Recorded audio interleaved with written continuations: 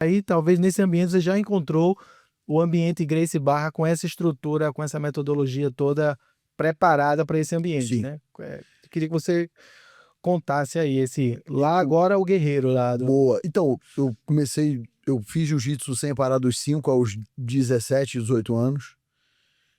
Quando chegou a hora de fazer alistamento militar e faculdade, eu tive que escolher entre... Não é escolher, ninguém me forçou a nada, a continuar lutando e virar eventualmente profissional.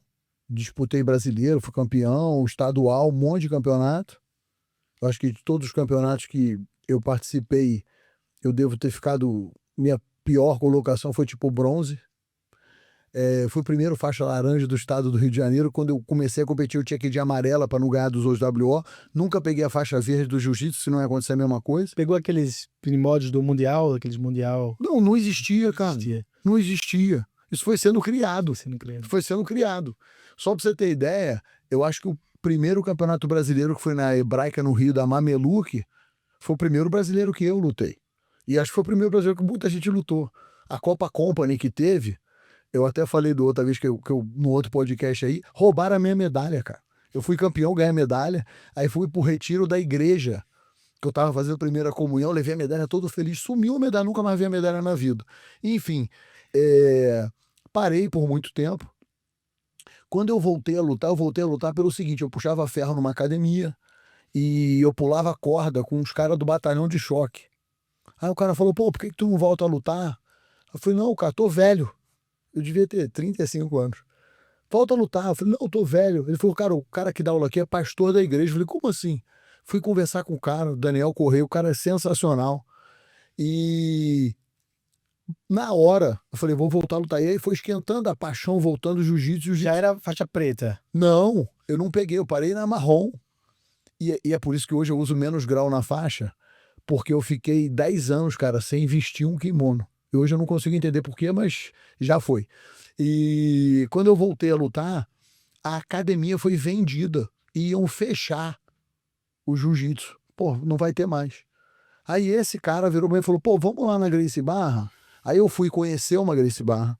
Quando ele me falou o nome das pessoas que tinham composto e que eu tinha que pedir autorização para abrir uma, eram os meus amigos de infância. O cara que desenha o uniforme da Gracie Barra foi meu aluno, quando eu ajudava o Zé Beleza da aula. E aí, pô, fiz 3 ligações, preenchi o formulário, me autorizaram, eu abri a primeira escola Santo Amaro há 8, 7 anos.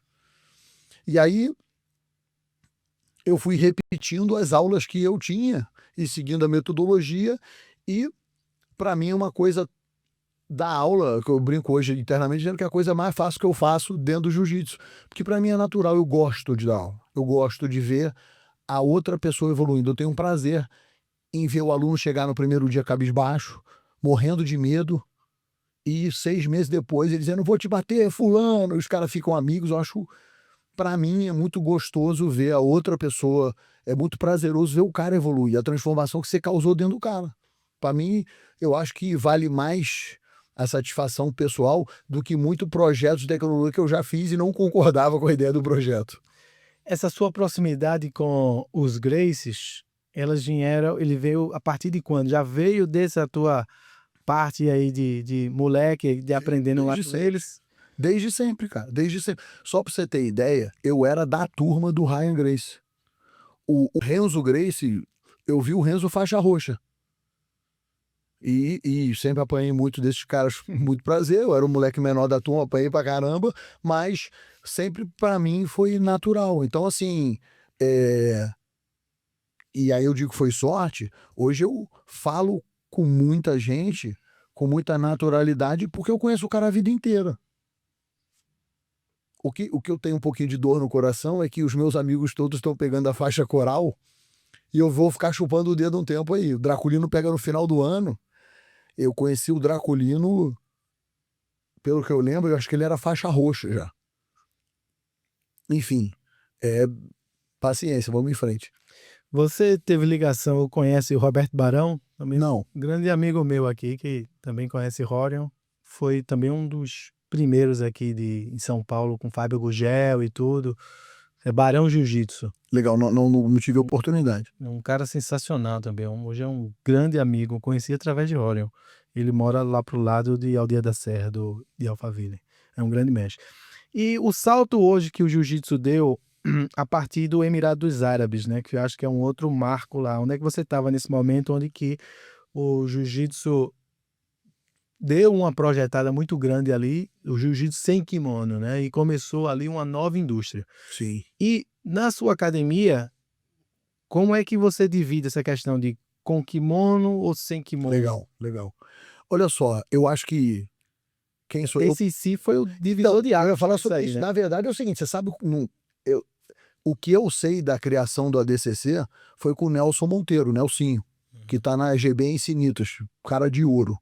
E ele tinha um aluno, eu não vou lembrar o nome do cara agora, que era tipo John. Não era John. Mas aí o John ia fazer aula e o John era gente boa pra caramba. Um dia chegou uma galera de terno. A gente veio buscar o príncipe John. Como assim? Não, o cara é príncipe. Não sei se você sabe disso. O cara era príncipe lá da Arábia Saudita. Era o Tanum Bin Zayed. Isso, eu não lembro. Então, você vê se sabe o nome ou não. Zayed. Mas o ADCC começou ali. E o que eu acho que foi bacana, e os Estados Unidos têm feito há algum tempo, e o Brasil, infelizmente, ainda não, ele incentivou o esporte, tanto para a força policial, para o exército, para capacitar as pessoas. E eles devem ter percebido, antes da gente, da força transformadora que isso tem na pessoa e botou na escola. Então, as pessoas começaram a ver o poder daquilo, a ver a transformação, o benefício que traz na vida dos outros. E aí, eu acho que eles adotaram. Tanto é que agora, quando o Trump esteve lá, falaram: o nosso esporte nacional é o jiu-jitsu, e a gente quer te agradecer, Trump, pelo UFC, pelo apoio que você dá. E eu acho que essa mensagem está ganhando mais força agora, por causa do Zuckerberg, dos executivos que estão todos espalhando.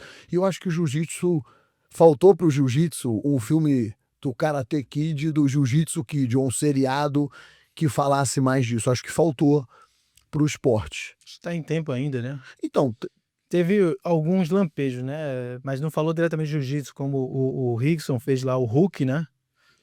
Fez o Hulk, teve o próprio Orion, fez muito filme, né? Muito. Fez muito filme. Mas participou do Máquina Mortífera. Mortífera. O próprio Regan Machado ajudou todos os John Wick, um monte de coreografia de luta ele que faz em Hollywood.